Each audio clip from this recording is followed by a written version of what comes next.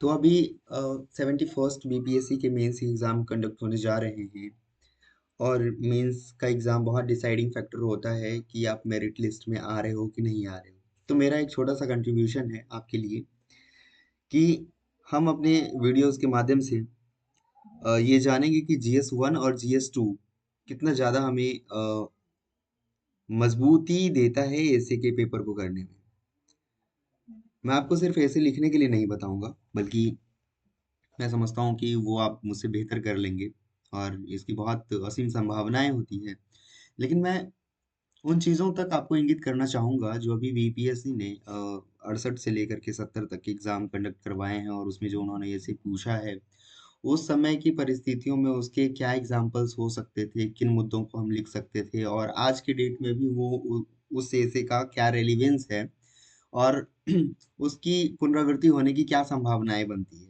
और अगर नहीं भी बनती है तो वो कौन कौन से ऐसे टॉपिक हैं जो कहीं ना कहीं उससे रिलेटेड टॉपिक में वैसे एग्जाम्पल्स में फिट हो जाएंगे।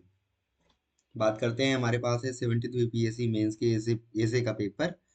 और हमें हमें इस बात को समझना होगा कि जब हम ए से लिखते हैं या जब चूज करते हैं तो वो बहुत वाइजली करना चाहिए, बहुत उसमें बुद्धिमत्ता का प्रयोग करके ऐसे को लिखना चाहिए। हम पहले पेपर को देखते हैं, इसमें पूछे गए सारे टॉपिक्स को देखते हैं, उसके बाद फिर हम वन बाय वन डिस्कस करेंगे कि ये कैसे लिंक हो रहा है, कहाँ से, और हमें किन चीज़ों को लिखना चाहिए था। ये हमारा इंट्रोडक्शन वीडियो है। बाकी के वीडियोस में हम एक एक ऐसे को बाकायदा लेंगे और लिखेंगे नहीं, बल्कि उस पर डिस्कस करेंगे, उस पर बातें करेंगे। बहुत सारी ऐसी चीज़ें होती है जो बात करने के बाद बहुत क्लियर हो जाता है। सबसे पहले मालूम ही है हमें, सेक्शन 1, 2, 3 में बटा हुआ है हमारे पेपर। सेक्शन 1 में 4 ऐसे हैं, और इंस्ट्रक्शन क्या है कि 700 to 800 वर्ड में हमें एक निबंध को लिखना है। फर्स्ट ऐसे है कि समकालीन वैश्विक परिप्रेक्ष्य में भारत की महत्ता। क्या ये ऐसे अनप्रिडिक्टेबल है? बिल्कुल नहीं, मुझे लगता है कि नहीं। क्योंकि ये जब हम जीएस 1 का सेक्शन पढ़ रहे होते हैं, सेक्शन 2 करंट अफेयर का सेक्शन पढ़ रहे होते हैं, और जीएस 2 में भी जब हम इंडियन पॉलिटी पढ़ रहे हों as compare to other country, और जब हम साइंस टेक पढ़ रहे होते हैं, जब हम इकोनॉमी और ज्योग्राफी पढ़ रहे होते हैं, तो हम इन चीज़ों को तो पढ़ते ही हैं। हम बजट या सर्वे पढ़ रहे होते हैं, उसमें भी हमें ये चीज़ें तो नज़र आ रही हैं। कैसे आ रही हैं ये जो है मसलन अलग मुद्दा है, जब हम इस पे बात करेंगे तब उस बारे में सोचेंगे। लेकिन आप देखिएगा कि इकोनॉमी में, पॉलिटी में, ज्योग्राफी में, या फिर जो हमारा इंटरनेशनल रिलेशन है, या जो हम स्पेस टेक्नोलॉजी में जो कर रहे हैं, साइंस एंड टेक में कर रहे हैं, समकालीन वैश्विक परिप्रेक्ष्य में भारत की महत्ता है तो आखिर कैसे है? इन्हीं चीजों को हम लिखना चाहेंगे ना, एक एक तरीके से। लेकिन फिर आपको एक दो क्वेश्चन भी राइज करने हैं ना कि हाँ, सच में क्या भारत की महत्ता है तो कैसे, और नहीं है तो कैसे नहीं है। वो कौन सी चीजें हैं जो कि अभी हमारे सामने प्रॉब्लम्स बनी हुई हैं, उनको कैसे दूर कर सकते हैं? क्या हमारे पास कोई समाधान है? अगर इन सारे प्रश्नों का उत्तर हम एक एक करके भी अगर लिखना चाहें, तो ये हम ऐसे का जो रिक्वायरमेंट है उस तक पहुंच सकते हैं। बहरहाल ये अलग बात है, बिल्कुल अलग बात है। हम दूसरे ऐसे पर चलते हैं, और हम बस लिंक देखना चाह रहे हैं कि कहाँ कहाँ पर इसका लिंक मिल रहा है। देश का विकास और सूचना प्रौद्योगिकी। देश का विकास कहाँ पर हो सकता है? वो कौन से क्षेत्र हैं जहाँ देश का विकास होगा? देश का विकास मतलब हम चाहेंगे कि हमारी अर्थव्यवस्था में विकास हो, हम चाहेंगे हमारी राज्य व्यवस्था में भी विकास हो। जब कहोगे कि सब में तुम पॉलिटिकल साइंस और इकोनॉमिक ये सब लगा रहे हो, अरे नहीं दोस्त, जहाँ पे लग रहा है वहीं पे लगा रहे हैं। तो अर्थव्यवस्था में हमारा विकास, कृत्रिम बुद्धिमत्ता में हमारा विकास, सूचना प्रौद्योगिकी क्या है? Information technology. क्या है ये इंफॉर्मेशन टेक्नोलॉजी? कहाँ से शुरू करेंगे हम? पत्र से? नहीं, थोड़ा आगे बढ़ेंगे। हम लोग रिवॉल्यूशनरी दौर में हैं, एकदम क्रांतिकारी चीज लिखेंगे। लिंक कहाँ से हो रहा है? जीएस के सेक्शन से। लिंक करो, कहाँ से लिंक करेंगे? हम इकोनॉमी से लिंक कर सकते हैं, हम साइंस एंड टेक से लिंक कर सकते हैं। तो GS2 के सेक्शन 2 और सेक्शन 3 दोनों से ही ये हमारा लिंकिंग हो रहा है। पर्यावरण असंतुलन सृष्टि का विनाशक है, एनवायरनमेंट का टॉपिक है। ज्योग्राफी से भी हम लिंक कर सकते हैं, हम साइंस एंड टेक्नोलॉजी से भी लिंक कर सकते हैं कि हमने विज्ञान ने हमारी मदद तो की, कैसे की मदद, और विज्ञान का प्रयोग करके हम अब पर्यावरण बैलेंस कैसे कर सकते हैं, वो कौन सी चीजें हैं ऐसी। पराली प्रबंधन को लेकर के हमारे पास अब ऐसा केमिकल है कि हम पराली को, है ना, गला सकते हैं, खेत में ही उसके लिए खाद बना सकते हैं। कहाँ से लिंक हो रहा है? ये हमारे जीएस से लिंक हो रहा है। इसके लिए हमें स्पेसिफिक कोई तैयारी नहीं करनी होती है। हाँ, शब्द चयन वो थोड़ा बेहतरीन तरीके से हो सकता है। अगला इसे देखते हैं, भूमि संरक्षण और जैविक खेती। इस पर मैं कुछ कह नहीं सकता हूँ, इकोनॉमी से भी लिंक करता है। आप साइंस एंड टेक से लिंक करिए। तो आपने देखा कि पहला जो हमारा सेक्शन है इसे का, वो जीएस के किन जो है टॉपिक से लिंक हो रहा है। तब हम पाते हैं कि GS1 के करंट अफेयर से लिंक हो रहा है, GS2 के पॉलिटी, इकोनॉमी, ज्योग्राफी और साइंस एंड टेक से लिंक हो रहा है। अगर उन चीज़ों को अच्छे से कर लिया जाए तो हमारे पास वैसे हजारों एग्जाम्पल्स होंगे जिसका प्रयोग हम इससे में करेंगे और बकायदा बहुत शानदार तरीके से करेंगे। सेक्शन 2 पर हम मूव करते हैं। यहाँ पर बताया गया है कि 700 to 800 वर्ड में हमें एक निबंध लिखना है। फर्स्ट है कि राजनीतिक इच्छा शक्ति और देश की सुरक्षा, political will and national security. Epstein file, Trump, Narendra Modi का नाम आ रहा है कुछ? ठीक है, वैसे नहीं लिखना है भाई, ये चीजें नहीं है। देखो, जो चीजें पब्लिक में बनी हुई हैं, ठीक है, जरूरी नहीं है कि वो सारी चीजें सही हो, लेकिन हाँ, इसको सोचेंगे हम कुछ अलग तरीके से। अभी बहुत सारे ऐसे एग्जाम्पल्स हैं जहाँ पे कि पॉलिटिकल विल को पूरा करने के लिए जो कि जहाँ पे अपने अपनी राजनीतिक इच्छा शक्ति को पूरा करने के लिए देश की सुरक्षा के लिए वो खतरा बन रहा है। बहुत सारे ऐसे एग्जाम्पल्स बात करेंगे हम, लेकिन ये हमारा लिंक कहाँ से हो रहा है? इंटरनल सिक्योरिटी ऐसा जैसा कोई टॉपिक बीपीएससी में तो है नहीं, लेकिन हम इसको करंट अफेयर से तो लिंक कर सकते हैं। और जहाँ पे पॉलिटिकल विल की बात है तब हम GS2 के सेक्शन 1 से भी इसको रिलेट कर सकते हैं। अगला क्वेश्चन है कि एंड ऑफ करप्शन, मतलब भ्रष्टाचार का अंत और देश का उत्थान, अपलिफ्टमेंट ऑफ द कंट्री। भ्रष्टाचार धारणा सूचकांक, भारत की क्या स्थिति है, पड़ोसियों की क्या स्थिति है, और अगर भ्रष्टाचार होता है तो देश का उत्थान कैसे होगा, और भ्रष्टाचार नहीं हो, अगर भ्रष्टाचार होता है तो देश का उत्थान कैसे होगा, क्या बाधाएं होंगी, और अगर भ्रष्टाचार का अंत हो जाए तब क्या होगा? नहीं, ये तो वही बात हो गई ना कि इफ विल नहीं, कि अगर ऐसा होता तो कैसा होता।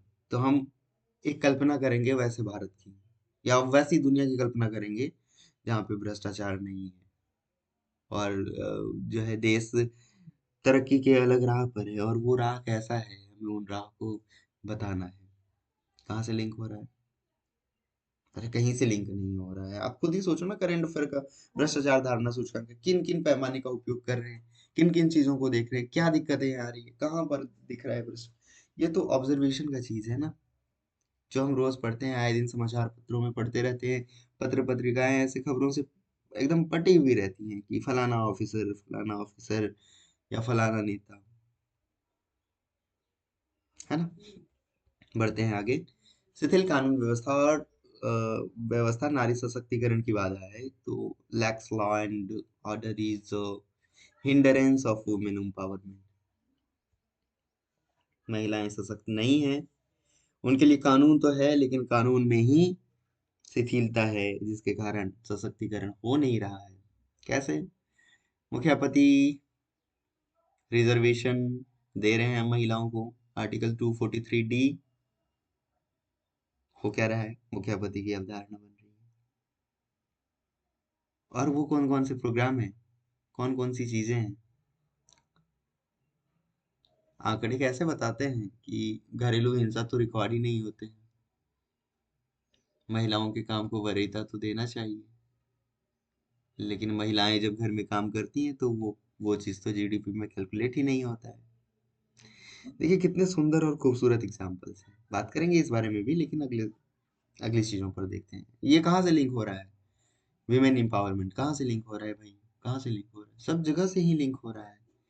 आप हिस्ट्री से इसको रिलेट करो, पॉलिटी से रिलेट करो कि पॉलिटिकल अधिकार जो महिलाओं को मिले हुए हैं वो क्यों नहीं ठीक तरीके से लागू हो पा रहे हैं। अगर ऐसा चीज है तो, और नहीं है तो कैसे नहीं है फिर वो चीज।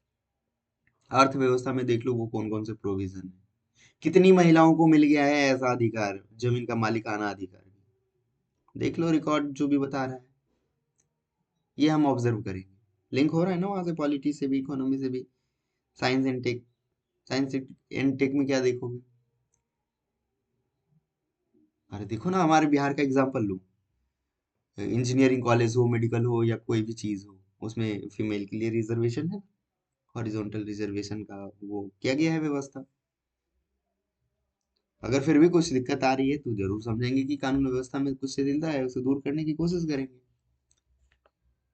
अगला क्वेश्चन है कि विश्व कल्याण आध्यात्मिक चेतना के बिना संभव नहीं है। World welfare is impossible without spiritual. अब बताइए आध्यात्मिक चेतना क्या हो? ये थोड़ा फिलोसफिकल है इससे, ठीक है। आध्यात्मिक चेतना के बिना विश्व का कल्याण संभव नहीं है। बात करेंगे हम इस पर, और भी बहुत गहरे तरीके से बात करेंगे। ये सब जो अमूर्त टाइप के, ये जो इस टाइप के जो सब्जेक्ट होते हैं ना, वो और भी हम लोगों को डायमेंशन देता है लिखने के लिए, आज़ादी देती है लिखने के लिए। लेकिन हाँ, वो आज़ादी तभी बहुत बढ़िया है जब हम उस चीज पर ही टिके रहें, है ना। आर्टिकल 19 क्या कहता है? राइट टू फ्रीडम, आपको बोलने की आजादी है। फिर उसी का सेक्शन हमको सिखाता है औकात में बोलने के लिए, कहने के लिए। तो विश्व कल्याण आध्यात्मिक चेतना के बिना संभव नहीं है। अगर आध्यात्मिक चेतना है हमारी तो कैसे विश्व का कल्याण हो रहा है? संभव नहीं है। अच्छा, ये भी प्रूव कर सकते हैं क्या कि संभव है? नहीं। कुछ ऐसे विषय होते हैं, कई बार कहा जाता है कि किसी टॉपिक को दो तरीके से सोचो, यस भी नो भी। पर ऐसे जो विषय होते हैं उस पर नो नहीं सोचा जाता है। विश्व कल्याण आध्यात्मिक चेतना के बिना असंभव है, सही बात है। क्योंकि आध्यात्मिक चेतना तो वो हमारा मॉरल एजुकेशन है, जहाँ पे सत्य और अहिंसा की बात होती है। अब वो कौन सी विचारधारा होगी जो कि सत्य को गलत कहेगा, जो अहिंसा को गलत कहेगा, है ना। अगर अगर इतिहास की कोई घटना आपको बदलनी हो तो आप महात्मा गांधी को, जो उन्हें जो गोली लगी थी और उसके बाद उनका देहांत हो गया था, उनकी मौत हो गई थी, आप इस चीज को बदलना चाहेंगे। और सोचिए कि वो कौन सी विचारधारा होगी जो आपका समर्थन नहीं करेगी। कौन चाहेगा कि गांधी जी को गोली लगनी ही चाहिए, है ना। तो कुछ ऐसे विषय होते हैं जहाँ पर कि नो का रिप्लाई नहीं किया जाता है। ये भी सीखेंगे हम। Move to the third section. और उसमें पहला बहुत बेहतरीन टॉपिक है, बिहारी प्रोवर्ब, बनने के साथ ही सब केहू अब बिगड़ले के गेहूं नहीं, है ना। उदाहरण तो बहुत सारे हैं, चाहे आप इतिहास से लें, राजनीति से लें, दर्शन से लें, इंटरनेशनल रिलेशन से लें।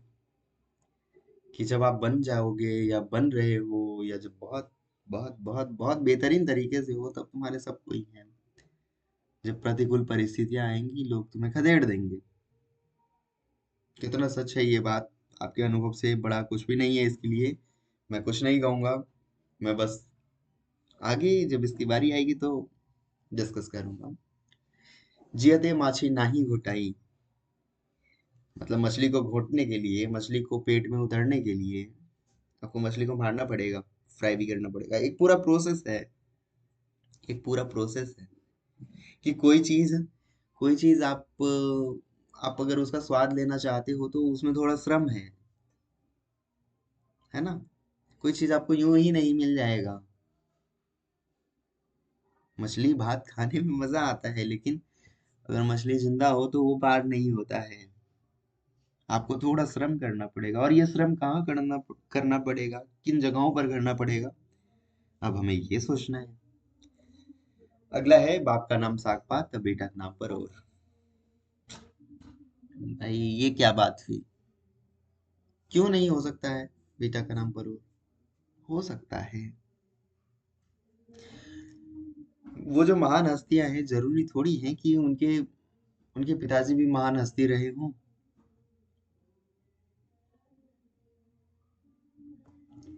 तो इस बात को समर्थन देना है, ठीक है।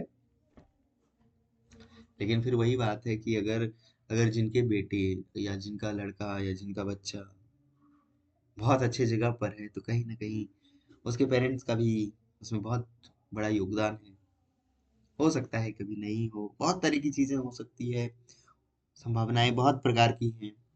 लेकिन हमें इस टॉपिक पर रुके हुए रहना है, और हमें लिखना है इसको कि बाप का नाम साग पात है और बेटा का नाम परोर है।